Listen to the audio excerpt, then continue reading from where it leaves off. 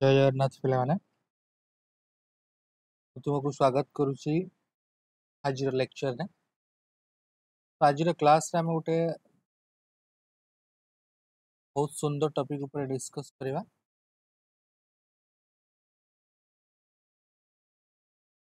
जीव शोषण कौन बोले जीव शोषण जीव शरीर भितर शोषण केमी होता है से विषय आम आलोचना करवा ठीक अच्छे पे जहाँ कह समस्त बुझापी चेष्टा करेंगे देख पे कोशीय शोषण पर ग्लुकोज भली सरल शर्करा क्रियाधर दरकार कौन कहला ना कोशीय शोषण कोष भितर आम समस्त जाने कोष पाखे खाद्य जाकि पहुँची था सरलीकृत कोष भितर कौन हुए शोषण प्रक्रिया से शक्ति उन्मोचित हुए तो यही कथा कहुई कोशीय शोषण ग्लुकोज भली सरल सरल प्रक्रिया सरल शर्करा क्रियाधर दरकार होता कौन दरकार शर्करा दरकार जीव ग्रहण करुवा जैविक पोषक शरीर में सरलीकृत हो प्रत्येक कोष को जाए कौन जीव ग्रहण करुवा जैविक पोषक आम ये जहाँ मैंने जैविक पोषक ये खाद्य को कहुए खाद्य ग्रहण शरीर में सरलीकृत होती कोष पाखक जाए देन ये कहुई मनीष शरीर में मनीष शरीर में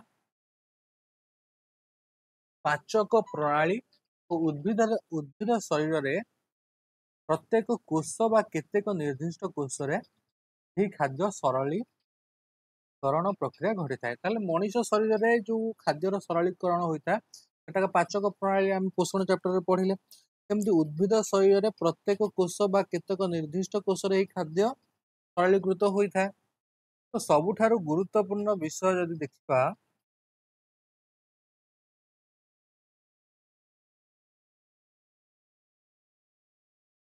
उद्भिद और प्राणी शरीर में होता वायु उपजीवी शोषण यार व्यवहृत होता अम्लजान जोगाण ताहले तुम जो यही आम देखुचे शोषण प्रक्रिया वायु उपजीवी शोषण अम्लजान उपस्थित हुए वायु उपजीवी आम फास्ट लेक्चर क्लास पढ़ीचे तो सही अम्लजानटा सेठी कोष पाखु जीवा दरकार यही कथा ये कहुई उद्भिद और प्राणी शरीर होता वायु उपजीवी शोषण यार व्यवहृत अम्लजान जोगाण से अम्लजान जोगाड़ करके कोष पाखे पहुँचाटा हूँ सबुठ इम्पोर्टाट जिनिस तेज जीव परिवेश अम्लजान ग्रहण करें कौन होता है पे जीव ये प्राणी और उद्भिद कहुई परिवेश से अम्लजान ग्रहण करते वायु उपजीवी शोषण क्रिया अम्लजान ग्रहण क्रिया एक अभेद्य अंश बोले वायु उपजीवी तो वायुर उपस्थित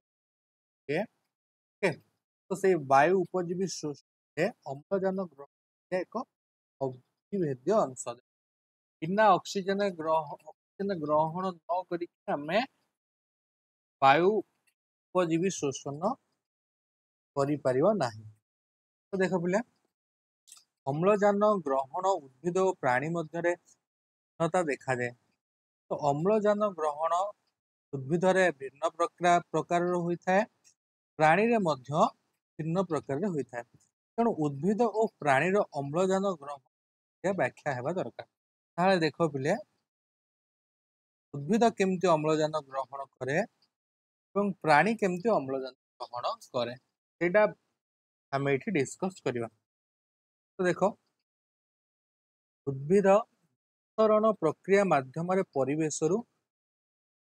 परिवेश वायु रे थिबा अम्लजान ताहले कौन हुए पिले जो उद्भिद रहा से कौन करे विसरण प्रक्रिया ये प्रक्रिया कौन जो लिखाई मन रख उद्भिद क्यों प्रक्रिया माध्यम परिवेश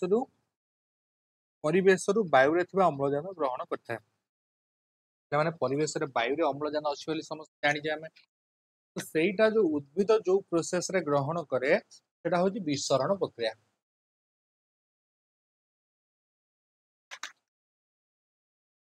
को प्रक्रिया ग्रहण करे विसरण प्रक्रिया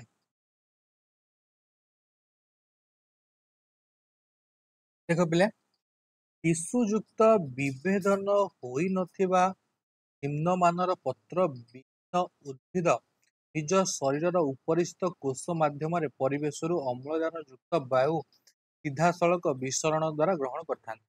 ଦେଖ ପିଲେ ଏଠି କୁହାଗଲା କଣ ନା ଟିସୁଯୁକ୍ତ ବିଭେଦନ ହୋଇନଥିବା ନିମ୍ନମାନର ପତ୍ର ବିହୀନ ଉଦ୍ଭିଦ।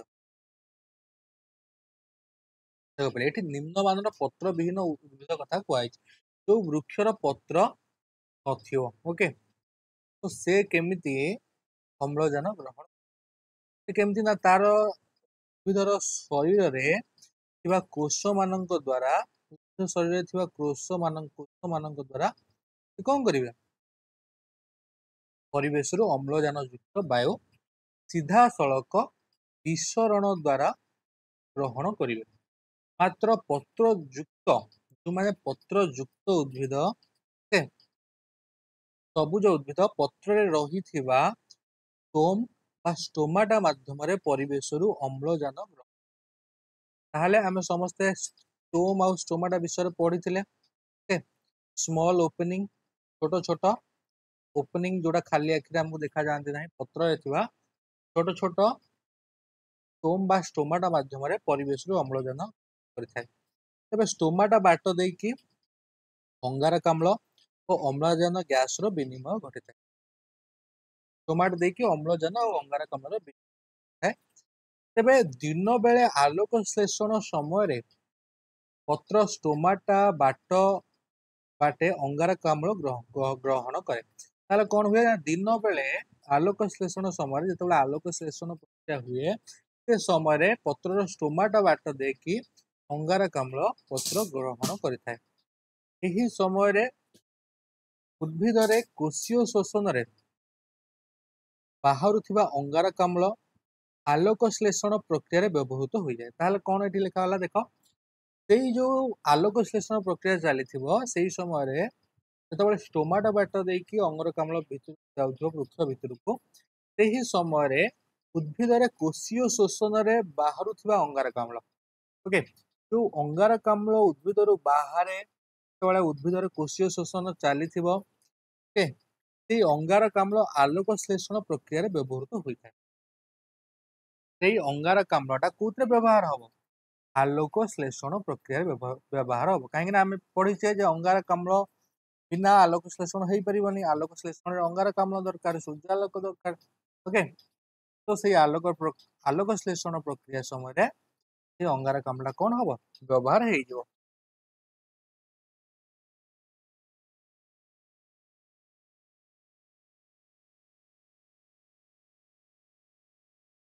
ତାପରେ ଦେଖ ପିଲେ, ଆଲୋକ ଶ୍ଳେଷଣରେ ବାହାରୁଥିବା ଅମ୍ଳଜାନ, ଆଲୋକ ଶ୍ଳେଷଣ ଯୋଉ ହେଇଥାଏ ସେ ସମୟରେ ବାହାରୁଥିବା ଅମ୍ଳଜାନ ଶୋଷଣ ପ୍ରକ୍ରିୟାରେ ମଧ୍ୟ ବ୍ୟବହାର ହୁଏ।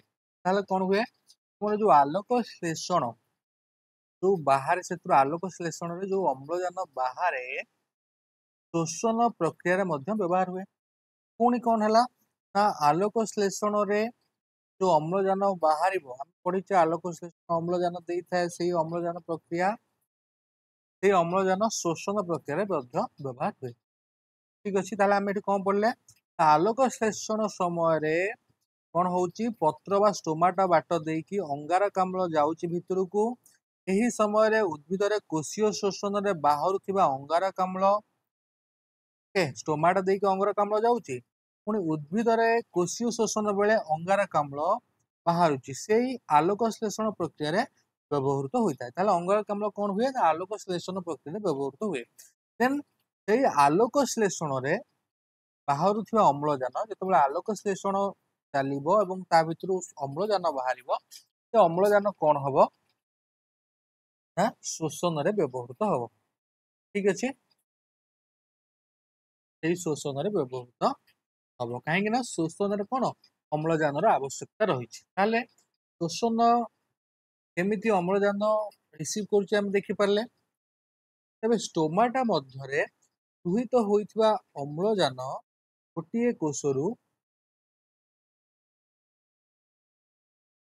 ଅନ୍ୟ କୋଷକୁ ବିସ୍ତାରିତ ହୋଇ ଗଛର ଡାଳ, ପତ୍ର, ଫୁଲ, ଫଳ ଭଳି ପ୍ରତ୍ୟେକ ଅଙ୍ଗରେ ରହିଥିବା समस्त कोष निकट पहुंचे ताले से अम्लजान कौन कर गोटे कोषरु अन्य कोष को विस्तारित होई गछर डाल पत्र फूल फल प्रत्येक अंगरे होइथिबा समस्त कोष निकट बुझीगला पिला माने ताले एटी कोन हला हम देखिले आउ थोड़े डिस्कस कर दउचे उद्भिद कोन करे विसरण प्रक्रिया माध्यम रे परिवेश रु वायु थिबा अम्लजान ग्रहण करथाय जो मानकर टिश्यू विभेदन होई नथिबा बा निम्न पत्र विहीन उद्भिद तो शरीर उपरिस्थ कोष जो मानकर पत्र नथिबा जो उद्भिद मानकर से माने शरीर कोष रु परिवेश रु अम्लजान युक्त वायु सीधा सड़क विसरण द्वारा ग्रहण करिवे मात्र जो मानकर पत्र थिबो से माने कोन करिवे पत्र रे थिबा स्टोम बा स्टोमाटा माध्यम रे परिवेश रु अम्लजान ग्रहण करि थांती देखो स्टोमाटा बाट देकी कोन हुए अंगारकाम्ल और अम्लजान गैस रो विनिमय घटिଥାଏ लिखा वाला जे दिन बेला आलोक श्लेषण समय पत्र स्टोमाटा बाटे अंगारकाम्ल ग्रहण करे ओके देन एही समय उद्भिद रे कोशीय शोषण रे बाहरुथिबा अंगारकाम्ल एही समय जो उद्भिद रु अंगारकाम्ल कोशीय शोषण रे बाहरे सेही आलोक श्लेषण रे बाहरुथिबा आलोक श्लेषण प्रक्रिया रे सेटा व्यवहृत हुए देन आलोक श्लेषण रे बाहरुथिबा अम्लजान शोषण प्रक्रिया रे मध्य व्यवहृत हुए तो स्टोमाटा माध्यम रे दुहित होइथिबा अम्लजान गोटिए कोषकु आउ गोटे कोषकु विस्तारित होई गछर डाल पत्र फूल फल सब जगह पहुंची थाए क्लियर पिले देन ये तो उद्भिद शरीर रे देखिलो उद्भिद रे केमती शोषण होउची ओके से अम्लजान ग्रहण सेटा होची सबुठी इंपोर्टेंट उद्भिद केमती अम्लजान ग्रहण करची जो मानकर पत्र नाही से माने तो शरीर थिबा कोष द्वारा एवं जो मानकर पत्र अछि जो से माने पत्र रे थिबा स्टोम द्वारा बा स्टोमाटा द्वारा अम्लजान ग्रहण करूछ एथिरे आउ कहार किसी डाउट अछि कि आई थिंक एथिरे कहार किसी डाउट नथिबो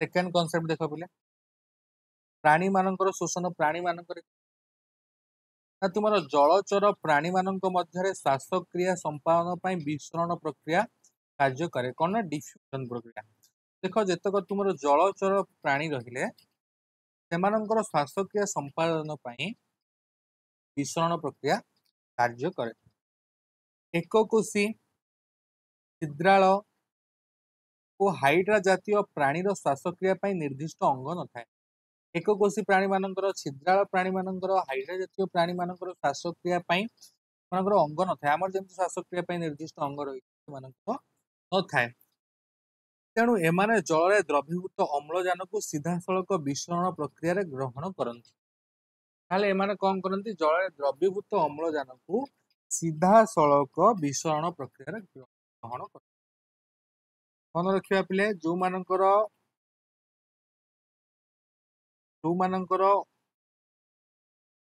श्वासक्रिया ग्रहण करने अंग नथिबो से माने केमिति परिवेश रो अम्लजान ग्रहण करନ୍ତି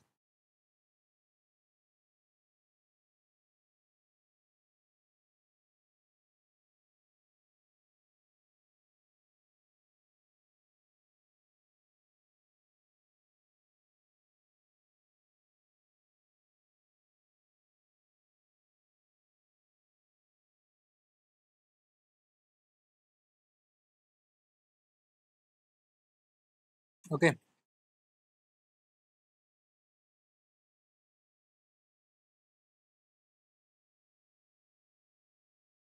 देन देखो पिले तापर कहा गला जिया जोक और बेंग चर्म द्वारा श्वासक्रिया करि पारନ୍ତି उदा चर्म बाट दे वायुमंडल रो मुक्त अम्लजान द्रवीभूत होई शोषण ताले कोन हुए माने डायरेक्ट जल रे थिबा अम्लजान को ग्रहण करके शोषण रे व्यवहृत करथाନ୍ତି देन देखो बेंग मुख गहर और फुसफुस द्वारा मध्य श्वासक्रिया करे बेंग आउ कहा द्वारा श्वासक्रिया करे मुख गहर और फुसफुस द्वारा शीत सुप्ति समय बेंग चर्म द्वारा ही श्वासक्रिया संपादन करे असरपा परी कीट पतंग मानकर श्वास रंध्र मध्य देई अम्लजान शरीर मध्य को प्रवेश करे कहा शरीर को केमती अम्लजान जाउ मन रखिबो कंकड़ा चिंगुड़ी गेंडा शामुका गाली द्वारा श्वासक्रिया करती। यह माछर गाली ठारू भिन्न, जमती माछर गाली से गाली ठारू भिन्न। ठीक सेमती साप पारा बतक बादुड़ी मनुष्य आदि प्राणी मानकर श्वासक्रिया फुसफुस द्वारा होता है। आम बॉडी रे समस्त फुसफुस अच्छी, तो साप पारा बतक बादुड़ी मनुष्य एमानकर श्वासक्रिया फुसफुस द्वारा होता है। कईछ कुंभीर तिमी पानी रे रहुथिले मध्य फुसफुस द्वारा श्वासक्रिया करती। कईछ तिमी कुंभीर एमाने केमती श्वासक्रिया करती ना फुसफुस द्वारा। बेंगर लार्भा बा सुकावस्था को माछ गाली द्वारा श्वासक्रिया करता है। बेंग लार्भा बा सुकावस्था को माछ, बेंगर लार्भा अवस्था और माछ गाली द्वारा श्वासक्रिया। बेंगर जो लार्भा अवस्था थी से गाली द्वारा श्वासक्रिया कर, माछ गाली द्वारा श्वासक्रिया। पे देख पे जैविक जारण कौन, जैविक जारण बायोलोजिकल ऑक्सीडेशन। जैविक जारण कौन आम एठी कहीं जैविक जारण विषय पढ़ा ना अम्लजान दहन सहायक कौन बोले अम्लजान हूँ दहन सहायक। जो खाद्यटा तुम ब्रेकडाउन हो अम्लजान आम जानू दहन केवल ताप शक्ति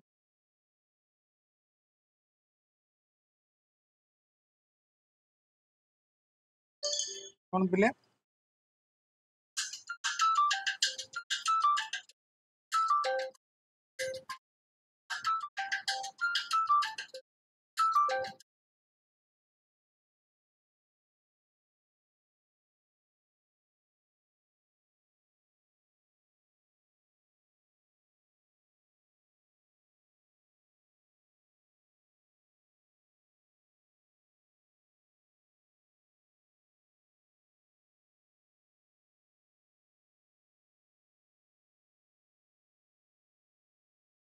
ताहले कौन है बोले ना अम्लजान दहन सहायक। आम जानू दहन बेले ताप शक्ति उत्पन्न होता है। जीव शरीर में एभली दहन प्रक्रिया को जैविक जारण कह। देख पे जैविक जारण कौन ना पिले देख जैविक जारण हूँ अम्लजान हूँ दहन सहायक। आम जानू दहन बेले ताप शक्ति उत्पन्न होता है। जीव शरीर में एभली दहन प्रक्रिया को जैविक जारण कह। ताहले कौन हुए ना जीव शरीर में जो दहन प्रक्रिया होता है ताहाकू जैविक जारण कह जाए। ओके आउ दहन बेले कौन हुए ताप शक्ति उत्पन्न हुए। एथिपाई केतक एंजाइम आवश्यक पड़ता है। पिले माने जैविक जारण पाई केतक एंजाइम आवश्यक पड़ता है। जैविक जारण कौन ना तुम जो शोषण प्रक्रिया रे खाद्य ब्रेकडाउन होउची सरलीकृत खाद्य शक्ति उन्मोचन होउची सेटा को एठी हमर जैविक जारण कह जायची। तो एथिपाई केतक एंजाइम आवश्यक पड़ता है। केमिति जीवकोशर कोश जीवक और माइटोकॉन्ड्रिया रे एभली अनेक एंजाइम थाए। ताहले कौन कौन दरकार ना तुम जीवकोश रे कोश जीवक थाए और माइटोकॉन्ड्रिया रे एभली अनेक एंजाइम रही थांती। तो ये सब कोठी थांती कोश भितर, ये जीवकोश हो कि माइटोकॉन्ड्रिया हो। यहाँ हूँ गोटे कोशर एग्जाम, ये गोटे कोशर स्ट्रक्चर। आ भितर जीवकोश थाए, या भितर कौन थाए सॉरी कोश जीवक थाए एवं माइटोकॉन्ड्रिया थाए। तो सेगुड़िक सहयोग जैव रासायनिक प्रक्रिया द्वारा खाद्य शक्ति उत्पन्न हुए। तो यही शक्ति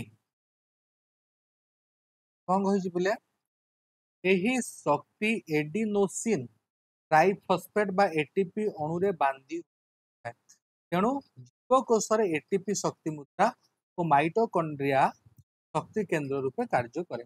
कौन कहला पिले ना यही शक्ति एडिनोसिन ट्राइफॉस्फेट बा एटीपी अणुरे बांधी है। देन जीवकोश एटीपी शक्ति मुद्रा और माइटोकॉन्ड्रिया शक्ति केंद्र रूपे कार्य करे। ताहले जीवकोश एटीपी क्यों भली काम करे शक्ति मुद्रा माइटोकॉन्ड्रिया शक्ति केंद्र रूप में कार्य करे। शक्ति मुद्रा कहले कौन बुझ ना ये सब शक्ति संगठित होकर रहे। ओके, माइटोकॉन्ड्रिया हूँ तुम शक्ति केंद्र। देन शोषण रे उत्पन्न शक्ति कौन उत्पन्न शक्ति पिले तुम शोषण रे उत्पन्न शक्ति एटीपी गठन में व्यवहृत हुए। हम पढ़िले शोषण रे कौन हुए खाद्य ब्रेकडाउन है मोर सरलीकृत खाद्य ब्रेकडाउन है शक्ति तैयारी हुए। तो सही शक्ति कौन हुए एटीपी गठन में व्यवहृत। आडिनोसिन डाइफस्फेट बा एडीपी रे गोटे फस्फेट अणु मिसिले एटीपी गठित। ताले एटीपी केमिति गठित हुए ADP plus Pi adenosine diphosphate ओ आडिनोसिन डाइफस्फेट बा एडीपी रे गोटे फस्फेट अणु ADP plus Pi gives us ATP. कोषर विभिन्न रासायनिक प्रक्रिया रे एटीपी भाग निए। कोष भितर जेतक रासायनिक प्रक्रिया ता धीरे एटीपी भाग निए।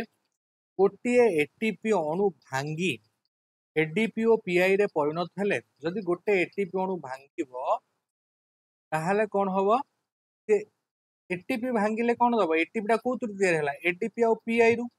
तो एटीपी भांगिले एटीपी और पीआई दबो। तो एटीपी जेतले भांगिबो एडीपी और पीआई रे परिणत हेले 30.5 किलो जूल शक्ति निर्गत हुए। तो शक्ति निर्गत हुए पिले 30.5 किलो जूल शक्ति निर्गत हुए।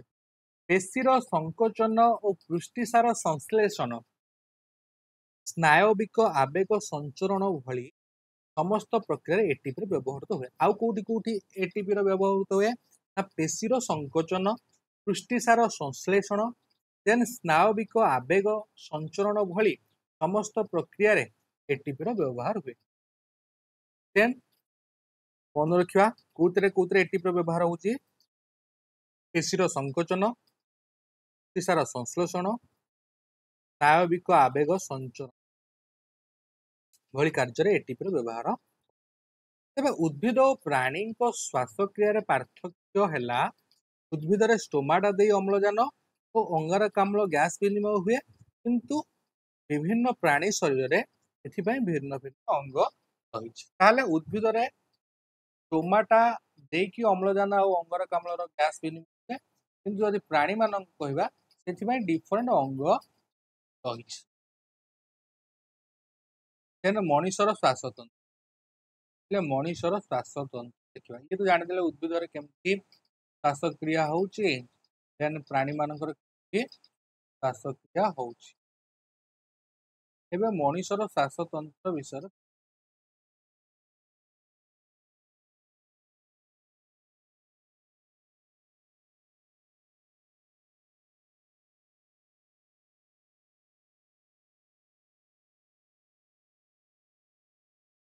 देख पे मनुष्य शरीर में श्वासतंत्र विभिन्न अंश होची क्रम अनुसार।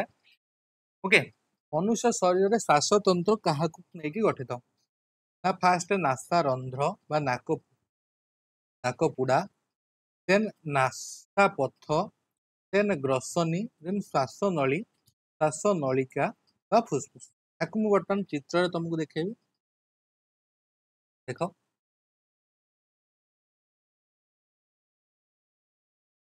कौन बोले ये हूँ नासा रंध्र ये बाट देके आम निश्वास नौ।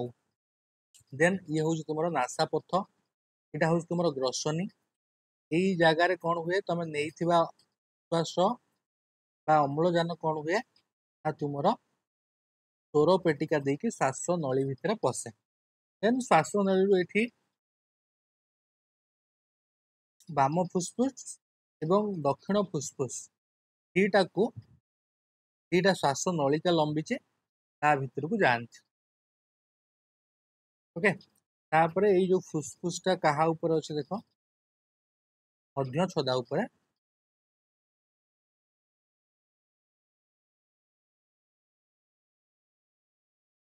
मनुष्यर श्वासतंत्र चित्र आम देखिले। देन देख पिले ये फुसफुस कोटरिकार गठन फुसफुस कोटरिका देखो यहाँ हूँ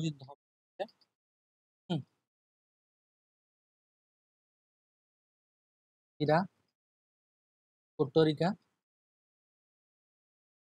कोटरिका को घेरी रही रक्त जालक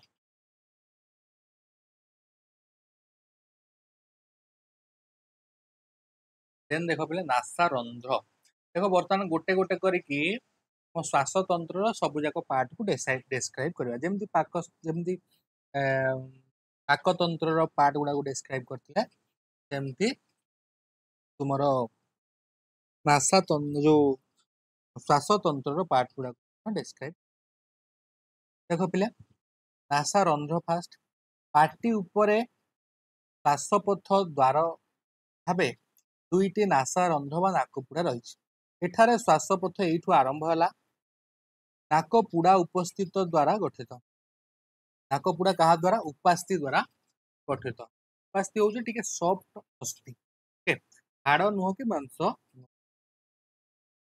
देख नासापथ कौन देखा नासापथ बा नाजाल कैविटी देख पिले नाजाल कैविटी माने नासापथ श्वास पथर प्रथम भाग हूँ नासापथ फास्ट तुम जो निश्वास नौच जो बाट देकी पवनटा तुम तुम नासापथ बाह्य नासारंध्र दे बाहर वायु नासापथ मध्य को प्रवेश करिथाए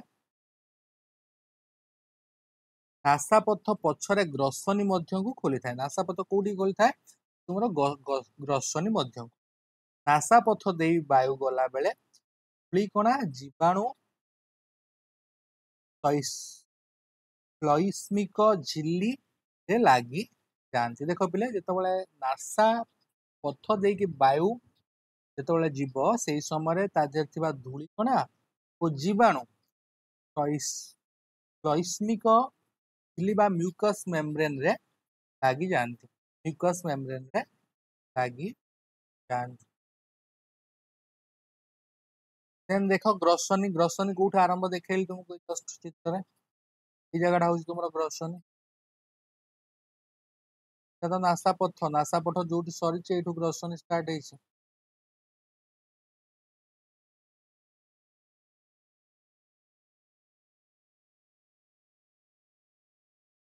ग्रसनी देख पिले यह एक पेशी बहुल नली ग्रसनी कौन गोटे नली पेशी बहुल नली यह नासापथर शेष ठारू आरंभ होई श्वास नली बा ट्राकिया खाद्य नली आरंभ पर्यंत रही ग्रसनीटा कौन है देख पिले एमती जो दीटा पाइप रही धर यहाँ हूँ तुम ग्रसनी यहाँ हूँ तुम लेफ्ट साइडटा हूँ श्वास नली राइट साइडटा हूँ खाद्य नली बुझीगला यहाँ धर तुम ग्रसनी यहाँ हूँ तुम माउथ ये तुम यहाँ नाक यहाँ हूँ पार्टी खाद्य खाइले ये राइट पटे जीव श्वास ने लेफ्ट पटे ठीक अच्छे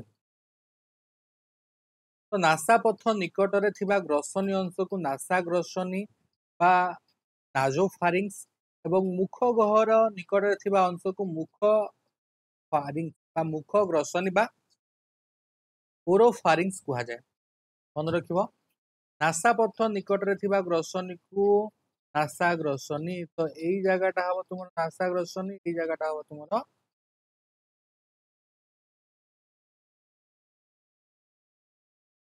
मुख ग्रसनी ताले कौन कहला नासापथ निकटरे थिबा अंश को नासा ग्रसनी और मुख गहर निकटरे थिबा अंश को मुख ग्रसनी कहा जाए मुख ग्रसनी को इंग्लिश रे ओरोफारिंग्स कहा जाए ग्रसनीर पछ कांथरे एक जोड़ा टनसिल रही एक लसिका भंग पे माने ग्रसनीर पछ कांथरे कौन रही टनसिल रही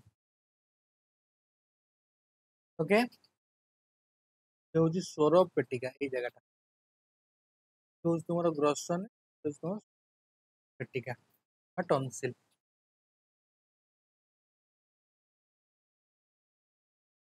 ଟନସିଲଟା କୋଉ ପ୍ରକାର ଅଙ୍ଗ? ଲସିକା ଭଙ୍ଗ। ଗ୍ରସନୀର ଶେଷ ଭାଗକୁ ଖାଦ୍ୟ ନଳୀ ଆଉ ଶ୍ୱାସ ନଳୀ ଆରମ୍ଭ ହୋଇଥାଏ। ଏଇଟା ଯେମିତି ଦେଖଉଥିଲି, ଧର ଏଇଟା ଗ୍ରସନୀ, ଏଠି ହଉଛି ଶ୍ୱାସ ନଳୀ ଲେଫ୍ଟ ସାଇଡରେ, ରାଇଟ ସାଇଡରେ ଖାଦ୍ୟ ନଳୀ। ଓକେ, ତ ଶ୍ୱାସ ନଳୀ ଦ୍ୱାରକୁ ଗ୍ଲଟିସ୍ ଓ ଖାଦ୍ୟ ନଳୀର ଦ୍ୱାରକୁ ଗଲେଟ କୁହାଯାଏ। ତ ଶ୍ୱାସ ନଳୀ ଦ୍ୱାରକୁ କଣ କୁହାଯାଏ? ଗ୍ଲଟିସ୍ କୁହାଯାଏ। ଖାଦ୍ୟ ନଳୀର ଦ୍ୱାରକୁ କଣ କୁହାଯାଏ? ଗଲେଟ କୁହାଯାଏ। ଶ୍ୱାସ ନଳୀର ଦ୍ୱାରରେ ଅଧିଜିହ୍ୱା ନାମକ ଏକ ପରଦା ଥାଏ। ଏଇ ଯୋଉ ଶ୍ୱାସ ନଳୀ ପିଲେ ଗ୍ଲଟିସ୍, ଏଇଠି ଗୋଟେ ଅଧିଜିହ୍ୱା ନାମକ ଏକ ପରଦା ଥାଏ। ଏଇ ଚିତ୍ରରେ ଦେଖେଇ ପାରିବେ।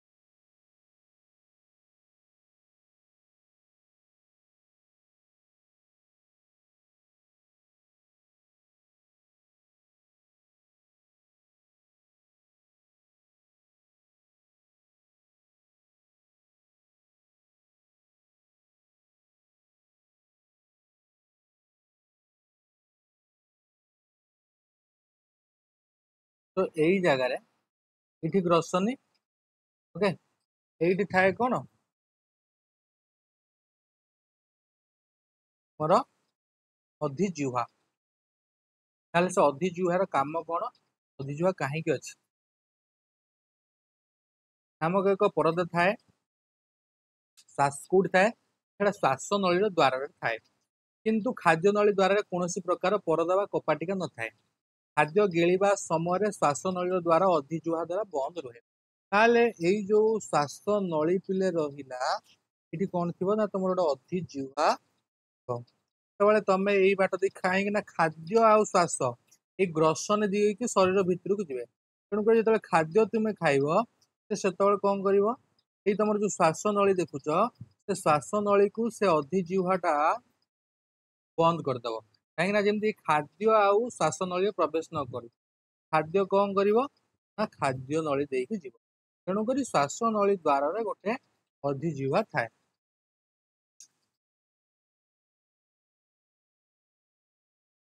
ଦେଖ ପିଲେ, ତେଣୁ ଖାଦ୍ୟ ଶ୍ୱାସ ନଳୀ ମଧ୍ୟରେ ପ୍ରବେଶ କରିପାରେ ନାହିଁ। ତାହେଲେ କଣ ହୁଏ? ସେଇଥିପାଇଁ କି ଖାଦ୍ୟ ଆଉ ଶ୍ୱାସ ନଳୀ ଦେଇକି ପ୍ରବେଶ କରିପାରେ ନାହିଁ। ଅନ୍ୟ ସମୟରେ ଶ୍ୱାସ ନଳୀ ଦ୍ୱାର ଖୋଲା ରହୁଥିବାରୁ ସାଧାରଣ ଭାବେ ଶ୍ୱାସକ୍ରିୟା ସମ୍ପାଦନ ହୁଏ। ତାହେଲେ ଯେତେବେଳେ ଆମେ ଖାଦ୍ୟ ଖାଉ, ସେତେବେଳେ ଶ୍ୱାସ ନଳୀର ଦ୍ୱାର ବନ୍ଦ ରହେ। ତାକୁ ବନ୍ଦ ରଖେ କିଏ? ନା ତୁମର ଅଧିଜିହ୍ୱା। ଖାଦ୍ୟ ସରିଯିବା ପରେ, ଖାଦ୍ୟ ଖାଇସାରିବା ପରେ ଅଧିଜିହ୍ୱା କଣ ହୁଏ ନା ଖୋଲିଯାଏ, ଯୋଉଥିପାଇଁ ଶ୍ୱାସକ୍ରିୟା ଆମର ହେଇପାରେ। ଦେନ୍ ଦେଖ ପିଲେ, ଶ୍ୱାସ ନଳୀ ବା ଟ୍ରାକିଆ। ଟ୍ରାକିଆ ଦେଖିଛ ଶ୍ୱାସ ନଳୀ? ଦେଖ ମୁଁ ଦେଖେଇଥିଲି ଏବେ ଯୋଉ, ଆଉ ଥରେ ଦେଖେଇ ଦଉଛି। ଇଏ ହଉଛି ଶ୍ୱାସ ନଳୀ, ଏଇ ପାର୍ଟଟା ହଉଛି ତମର ଶ୍ୱାସ ନଳୀ। ଏଇ ବାଟ ଦେଇକି ଶ୍ୱାସ ଆସିକି ଫୁସଫୁସରେ ମିଶେ।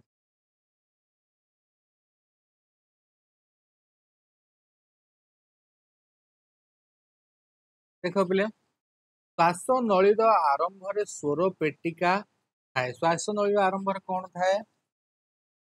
ସ୍ୱର ପେଟିକା। ଏଥିରେ ଥିବା ସରୁ ସରୁ ସୂତା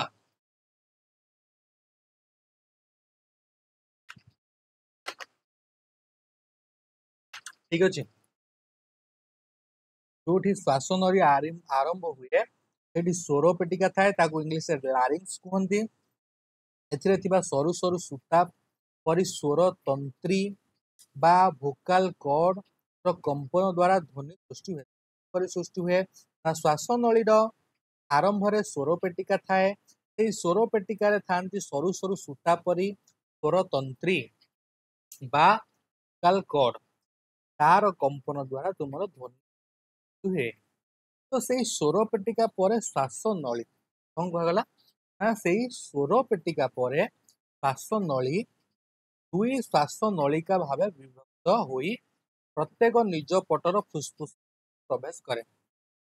ଶ୍ୱାସ ନଳିକା ଯାହାକୁ ଆମେ ବ୍ରୋଙ୍କାଇ କହୁ। ଦେଖ, ଇଏ ହଉଛି ଶ୍ୱାସ ନଳୀ। ଦେନ୍ ଏଇଠି ରହିଲା ତୁମର ସ୍ୱର ପେଟିକା। ଏଇଠି ଯୋଉ ତମର ଦିଟା ପାର୍ଟରେ ବିଭକ୍ତ ହେଇଗଲା ଶ୍ୱାସ ନଳୀ, ତାହାକୁ ଆମେ ଶ୍ୱାସ ନଳିକା କହୁଛେ, ସେ ବ୍ରୋଙ୍କାଇ ବୋଲି କହୁ। इंग्लिश रे कौन कहूचे पिले ताकू ब्रोंकाई ब्रोंकाई देखिलो तो ए दीटा होची ब्रोंकाई क्लियर पिले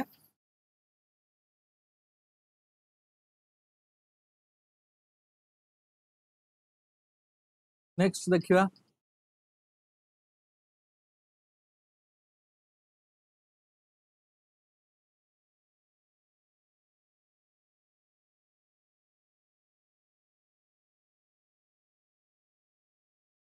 तो सेही ब्रोंकाई दीटा कौन करछंती निज पटर फुसफुस मध्यम को प्रवेश करिसंती जस्ट देखिले आमे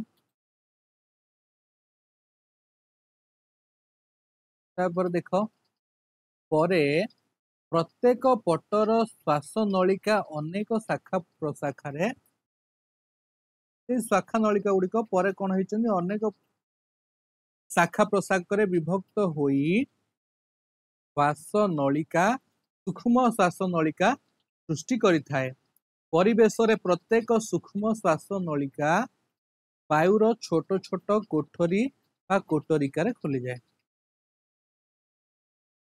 परिशेष रे कौन हुए ना प्रत्येक सूक्ष्म श्वास नलिका वायुर छोट छोट कोठरी बा कपाटिका खोली जाए ताहले देखो ये जो कपाटिका कोउठ थाए ना तुम फुसफुस रे ताहले जो दीटा बड़ ब्रोंकाई देखिले बा दीटा बड़ श्वास नलिका देखिले से श्वास नलिका छोट छोट कपाट छोट छोट श्वास नलिका रे विभक्त होइछंती से श्वास नलिका गुड़िक सब फुसफुस रे गोटे गोटे कोठरी हुआ कोटरिका रे मिसी जाई संती ओके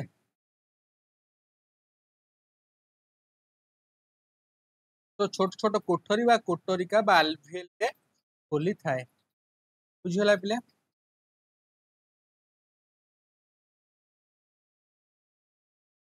तो ये देख पिले कौन लिखा है ना फुसफुस चारिपटे रही प्लूराल कैविटी फुसफुस आवरण गहर यह बाह्य अभ्यंतरीण आवरण को नहीं गठित भीतर पटर आवरण फुसफुस को आवृत कर रखि बेले बाह्य आवरण बक्ष गहर और मध्य छदार भीतर पट को लगी रही गहर भितर थिबा रस आवरण दुईटी को पिछल कर रखि थाए यही वायुरथी गहर चाप फुसफुस प्राय 3 रु 4 mm एच कम थाए यह प्रश्वास बेले कोटरिका मानक भितर वायु भर्ती हेबारे साहाय्य करे देन पिले इंपोर्टेंट देखो ये फुसफुस बा लंग्स पिलाने बक्ष गहर मध्यरे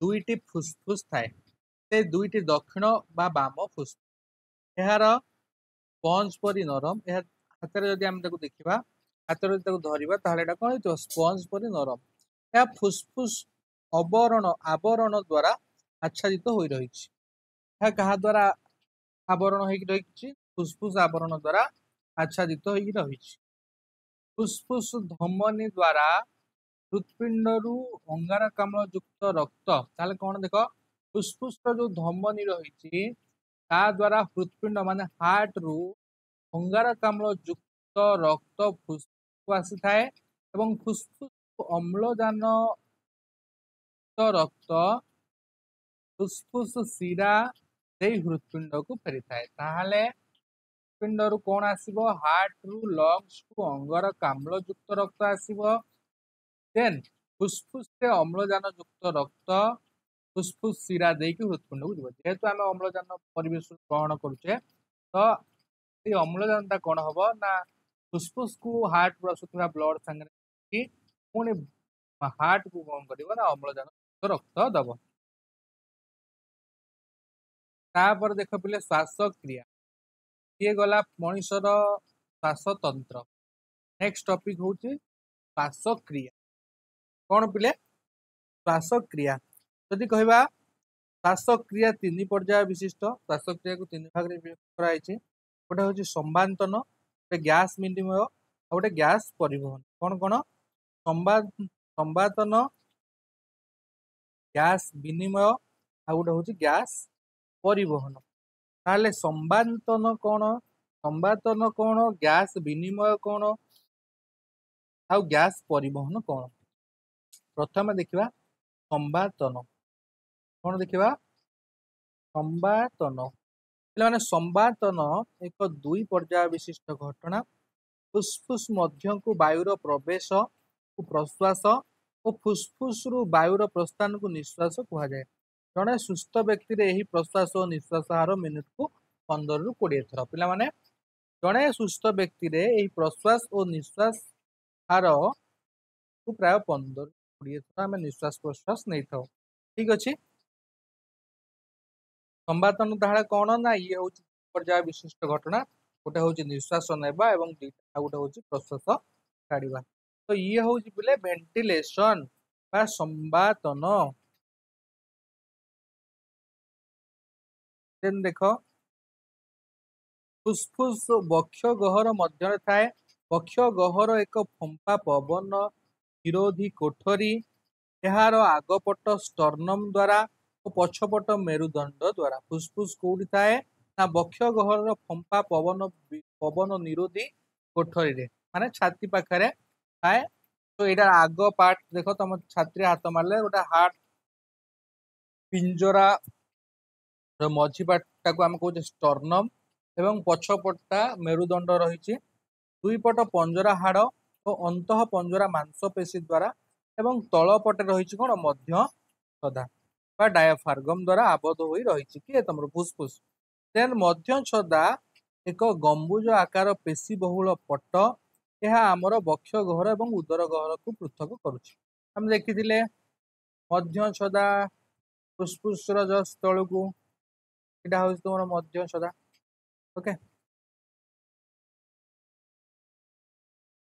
तो यही जगह तुम स्टर्नम देन एटा सब पंजरा हाड़। ओके देन आर पछपट को रहा स्पाइनल कॉर्ड। क्लियर।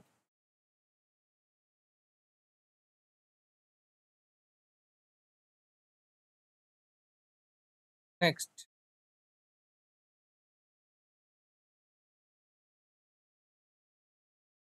प्रश्वास कौन पढ़िया पे प्रश्वास।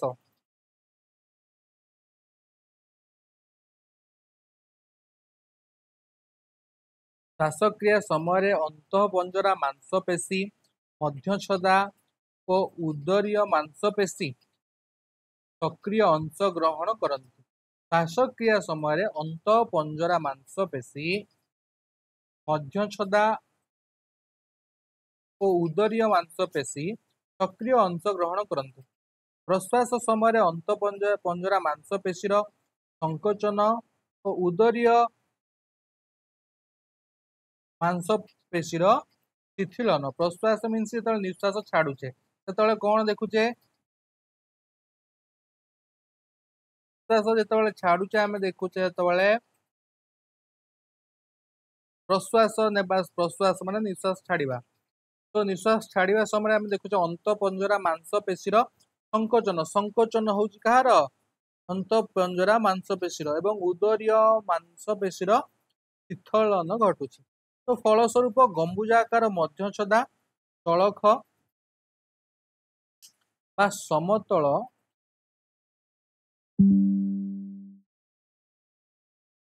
हो जाए तो पंजरा हाड़ आग को उठी आसे।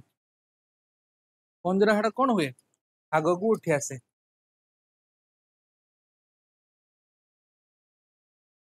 तो यही प्रक्रिया समय बक्ष गहर आयतन प्राय 20% वृद्धि पाए एवं बक्ष गहर और फुस्फुस मध्यस्थ वायुचाप वायुमंडलीय वायुचाप ठार कम हुए। तेणु उच्च वायुचाप थिबा वायुमंडल वायु निम्न वायुचाप थिबा फुस्फुस मध्य को प्रवेश करे।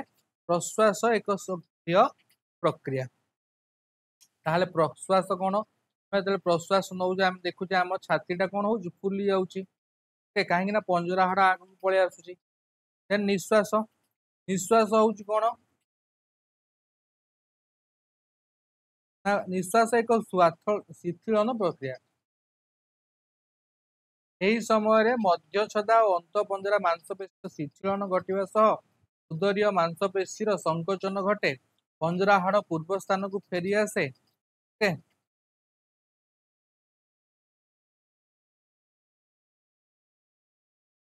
जितेबाला आम पिले ये इन्स्पिरेशन निश्वास प्रश्वास और निश्वास निश्वास एक्सपिरेशन निश्वास एक शिथिलन प्रक्रिया। यही समय ମଧ୍ୟଚ୍ଛଦା ଓ ଅନ୍ତଃପଞ୍ଜରାର ମାଂସପେଶୀ ଘଟିବା ସହ ଉଦରୀୟ ମାଂସପେଶୀର ସଂକୋଚନ ଘଟେ।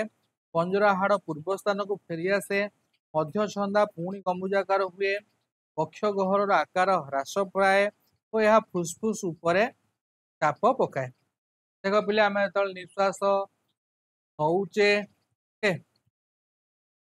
ଏବଂ ଯେତେବେଳେ ନିଶ୍ୱାସ ଛାଡୁଛେ, ଦେଖ ପ୍ରଶ୍ୱାସ ହଉଛି ଇନ୍ସପିରେସନ। ଇନ୍ସପିରେସନ ମିନ୍ସ ଗଲା, ଏକ୍ସପିରେସନ ମିନ୍ସ ବାହାରକୁ ଆସିଲା।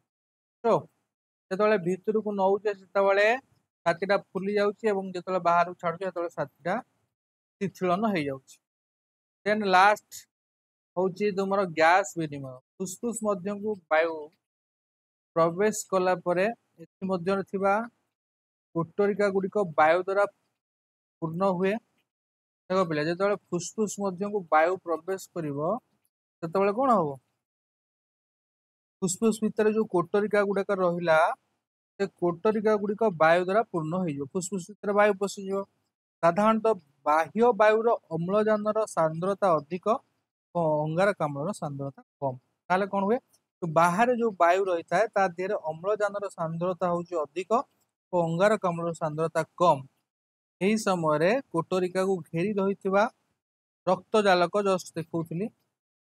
ଓକେ, ଦେଖ ଏଠି ଷ୍ଟ୍ରକ୍ଚର ଦେଖିଲେ ଜାଣିପାରିବ। ପ୍ରଶ୍ୱାସ ବେଳେ ମଧ୍ୟ ଯେତେବେଳେ ତମେ ଭିତରକୁ ପବନ ଯାଉଛି, ଓକେ, ପ୍ରଶ୍ୱାସ ଯେତେବେଳେ ପବନ ଭିତରକୁ ଆସିଲା ସେତେବେଳେ ଏଇଟା କଣ ହଉଛି? ମଧ୍ୟଚ୍ଛଦାର ସିଚୁଏସନ ଦେଖ, ଇଏ ହଉଛି କଣ? ଏକ୍ସପାଣ୍ଡ କରୁଛି ଏବଂ ଯେତେବେଳେ ନିଶ୍ୱାସ ଯାଉଛି ସେତେବେଳେ କଣ ହଉଛି? ଗମ୍ବୁଜ ଆକାର ହେଇଯାଉଛି। ଦେଖ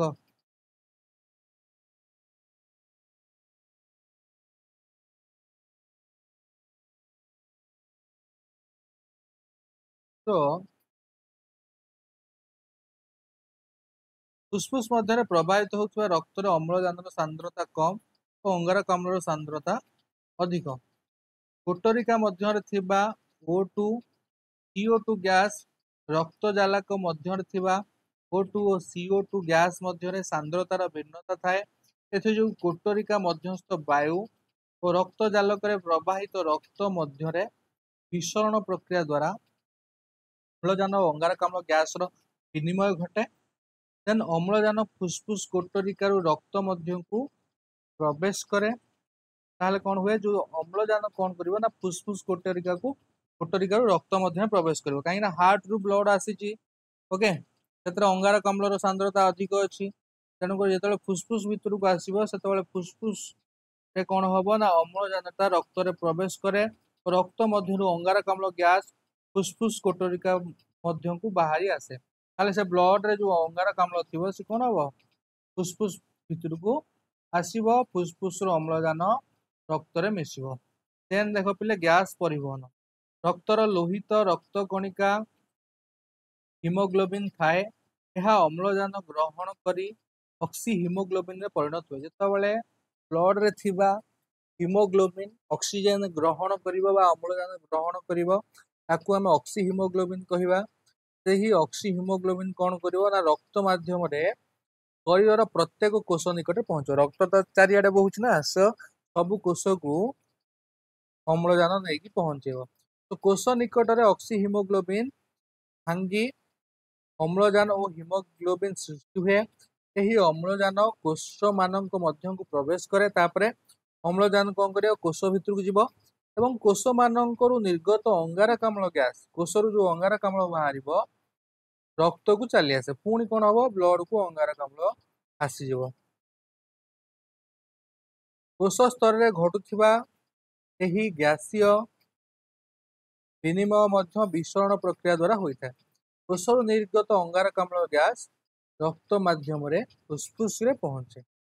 ପୁଣି କଣ କରିବ? ସେ ଅଙ୍ଗାରକାମ୍ଳଟା ଫୁସଫୁସକୁ ଯିବ ଓ ବିସରଣ ପ୍ରକ୍ରିୟା ଦ୍ୱାରା ରକ୍ତରୁ ଫୁସଫୁସ କୋଟରିକା ବାଟ ଦେଇ ବାୟୁମଣ୍ଡଳକୁ ନିର୍ଗତ ହୁଏ। ପୁଣି ସେଇ ଅଙ୍ଗାରକାମ୍ଳଟା କଣ ହବ? ବିସରଣ ପ୍ରକ୍ରିୟା ଦ୍ୱାରା